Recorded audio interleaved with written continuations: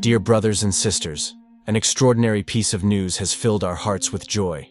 News we have been waiting for a long time. But now it is finally official. Carlo Acutis, the young blessed, will soon be proclaimed a saint. We knew this would happen because Carlo's life, through his words, actions, and deep faith, already testified to the story of an exceptional young man. Recently, the Church approved a new touching miracle, adding to the previous one. But many miraculous signs occurred at the end of his earthly life, from intercessions for graces to the announcement of Eucharistic miracles that consistently happened. Dear brothers and sisters, watch this video attentively because what we are about to tell you is a nearly unique experience, a saint of our times, which will surely fill your heart with gratitude. Carlo Acutis was born in London on May 3, 1991, and grew up in Milan, Italy. He was a boy like many others, passionate about computers, practiced sports, loved animals, and life in all its forms.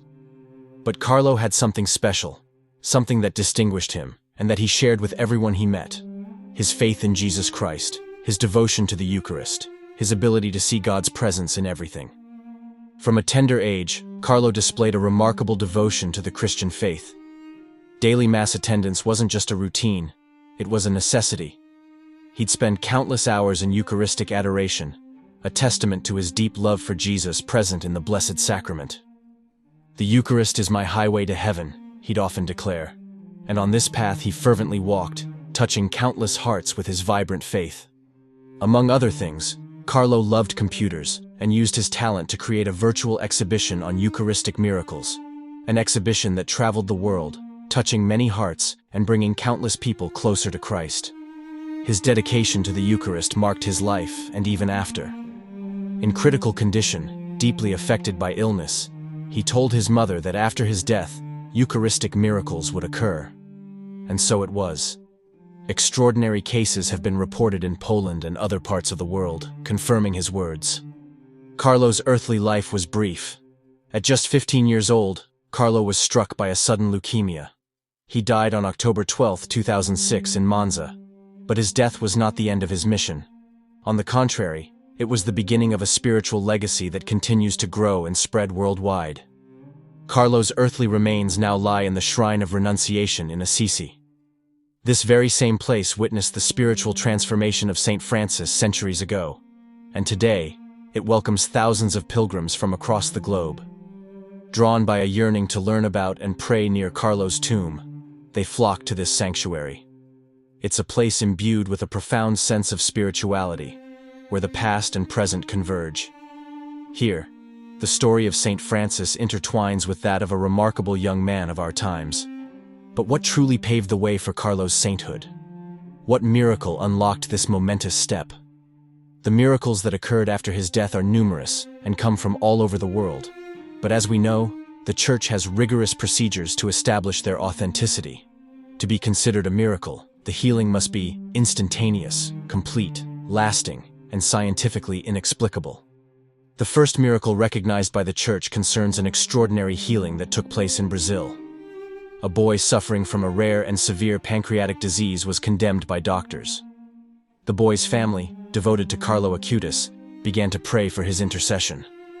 Against all odds, the boy healed completely, leaving the doctors without scientific explanations. This miracle was recognized by the Church as authentic, contributing to the beatification process.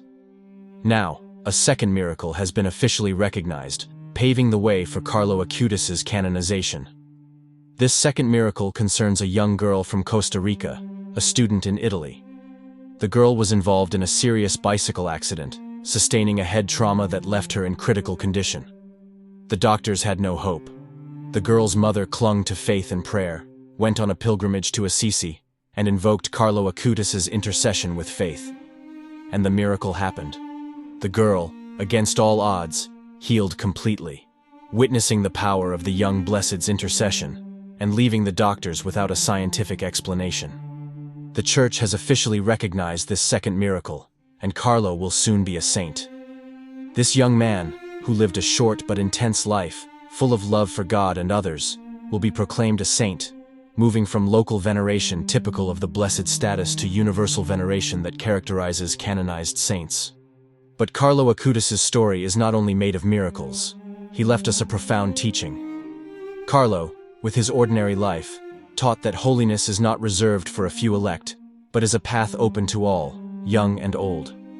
He demonstrated that even in our time, marked by many challenges and difficulties, it is possible to live a life full of faith and love.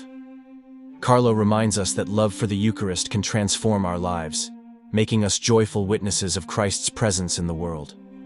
The young Carlo often said, "Everyone is born as an original, but many die as photocopies."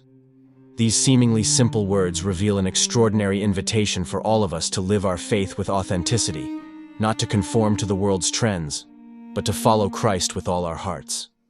True freedom and true joy are found in living according to God's love. Carlo Acutis lived every phase of his life as if he were running towards heaven. His life, although brief, was incredibly intense, becoming a shining example of how faith can be lived in a radical and engaging way. His passion for the Eucharist, his love for others, and his ability to see God's beauty in everything make him a model for all of us. As you enter the Shrine of Renunciation in Assisi today, a striking painting greets you. It depicts Carlo standing proudly alongside St. Francis. Their lives, though separated by centuries, become a unified testament to the core message of the Gospel: a God of love who willingly sheds his glory to walk among us. St. Francis famously renounced his material wealth to embrace the path of Christ, living alongside the poor and crucified. Carlo, though stripped of his youthful life by illness, offers a powerful counterpoint. He teaches us that true wealth lies not in material possessions, but in the boundless love of God. As we eagerly await Carlo's canonization, this time of preparation becomes a powerful invitation for self-reflection. Let's turn inward and examine the state of our own faith. Carlo's life story reminds us that following Christ is a lifelong commitment, one we can embrace with both authenticity and courage. He serves as a beacon of hope, demonstrating that even in the face of immense challenges, faith can be a transformative force. When everything seems lost, it can be the very thing that draws us closer to God. Brothers and sisters, Carlo Acutis' story has left us an important message that none of us can ignore. Carlo's story demonstrates how a holy life is still possible today, and that it is within everyone's reach. We too can become shining witnesses of God's love in the world.